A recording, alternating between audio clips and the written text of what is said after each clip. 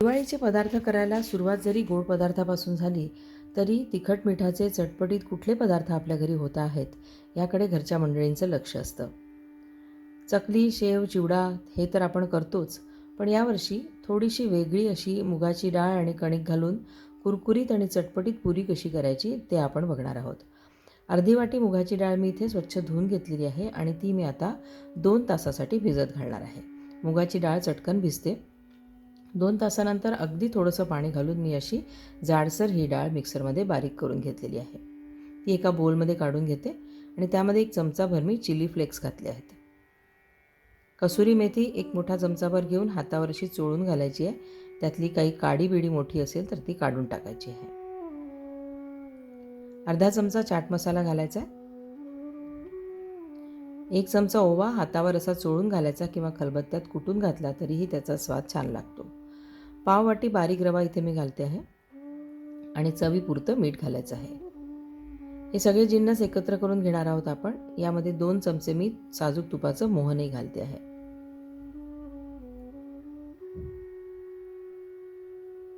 सगळे जिन्नस एकत्र करून यामध्ये मावेल तितकी कणिक आपल्याला घालायची आहे आणि हळद आणि तिखटही घालायचं आहे. सुरुवातीला मी 1 मोठी वाटी भरून यामध्ये कणिक घालणार आहे. अर्धा चमचा लाल तिखट आणि अर्धा चमचा हळदही घालते आहे.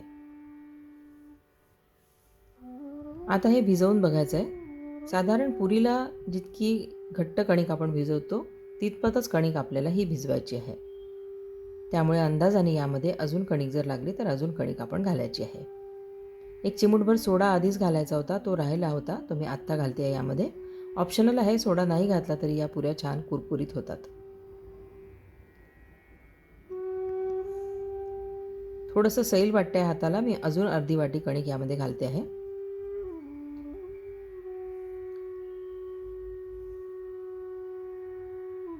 तर अर्धी वाटी मुगाची डाळ भिजवून घेतली होती आपण. त्यात थोडंसं पाणी घालून वाटल्यावर त्यामध्ये मोठ्या वाटीने 1.5 वाटी इतकी कणिक मावलेली आहे.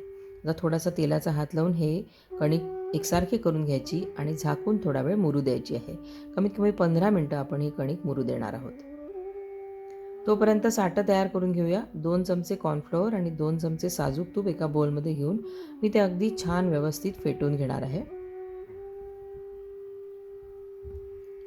साठं लावून आपण याच्या पुऱ्या करणार आहोत. जसं चिरोटे करतो त्याचप्रमाणे या पुऱ्या करणार आहोत. ही स्टेप ऑप्शनल आहे. तुम्ही अगदी साधी पोळी लाटून त्याच्या पुऱ्या कापून घेऊन तळल्या तरीसुद्धा या पुऱ्या कुरकुरीत होतात. आता कणिक सारखी करून घेऊया आणि त्याचे छोटे गोळे करून घेऊ. साधारण एका पराठ्याला जितका मोठा गोळा आपण घेतो तितका एक गोळा घेऊन आपण ह्याचे सगळे गोळे करून घ्यायचे आहेत.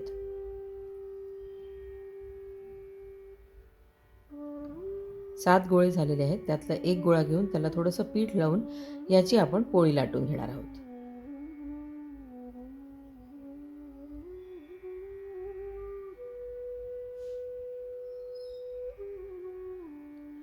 आता यावरती आपण तयार केलेला साठा लावायचा आहे आणि याची घट्ट गुंडाळी करून घ्यायची आहे. घट्ट गुंडाळी करून मग त्याचे तुकडे करून घेणार आहोत आपण आणि त्याच्या पुऱ्या लाटणार आहोत. एका गुंडाळीमध्ये साधारणपणे 9 ते 10 पुऱ्या आपल्याला मिळतात. घरी केलेले पदार्थ केव्हाही खूप भरपूर होतात आणि पुरवठी पडतात.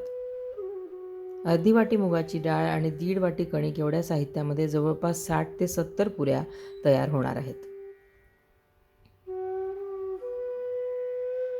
आता लेयर्सवाली जी बाजू आहे ती वरती ठेवून थोडासा हाताने दाब द्यायचा आहे आणि आपल्या आवडीप्रमाणे याची पुरी लाटून घ्यायची आहे. फोर्कनी थोडेसे टोचे देऊन घ्यायचे म्हणजे ही पुरी अगदी लगेच फुगणार नाही आणि कारण आपल्याला कुरकुरीत पुऱ्या हव्या आहेत. तेल तापलं होतं, त्यात मी एक छोटासा कणकेचा गोळा घालून बघितला तर तो हळूहळू वर आला, म्हणजे अगदी परफेक्ट तेल तापलेलं आहे. खूप अगदी उकळतं तेल आपल्याला नको आहे, नाहीतर पुऱ्या भरकन वरून लाल होऊन होत जातात आणि आतून मात्र कच्च्या राहतात. मग त्या तितक्याशा कुरकुरीत होत नाहीत. अलटपलट करत लाल रंगावर येईपर्यंत आणि कुरकुरीत होईपर्यंत या पुऱ्या आपण तळून घेणार आहोत.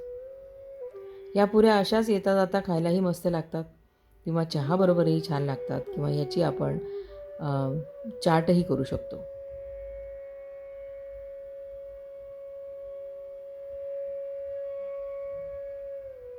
यावरती दही, बटाटा, चटण्या घालून याची आपण चाटही करू शकतो. पण या नुसत्याच खायला खूप छान लागतात. एका मोठ्या चाळणीत काढून अशा प्रकारे यातलं तेल जरूर निथळून घ्या, कारण याला लेयर्स आहेत. त्या लेयर्समध्ये तेल असतं, तर ते सगळं निघून जायला हवं. म्हणून आपण तळलेल्या पुऱ्या एका मोठ्या गाळणीत काढून असं त्याचं तेल निथळून घ्यायचं आहे. अशाच प्रकारे सगळ्या पुऱ्या आपण करून घेणार आहोत. या पुऱ्या झाल्यानंतर यावरती मी एक थोडासा मसाला घालणार आहे, म्हणजे त्या अजून चटपटीत होतील. त्यासाठी मी थोडंसं मीठ, लाल तिखट, आमचूर पावडर आणि चाट मसाला असं सगळं एकत्र करून घेतलेलं आहे. तुम्हाला आवडत असेल तर थोडं मिरपूडही यामध्ये घालू शकता. आणि एक एक पुऱ्यांची लेयर घेऊन त्यावर मी हा मसाला घालते आहे, कारण एकदम पूर्ण ढिगावर जर घातला मसाला तर तो सगळ्या पुऱ्यांना लागणार नाही. त्यामुळे आता त्यावर दुसरी लेयर घालते आहे आणि त्यावरती मी हा चाट मसाला घालते आहे.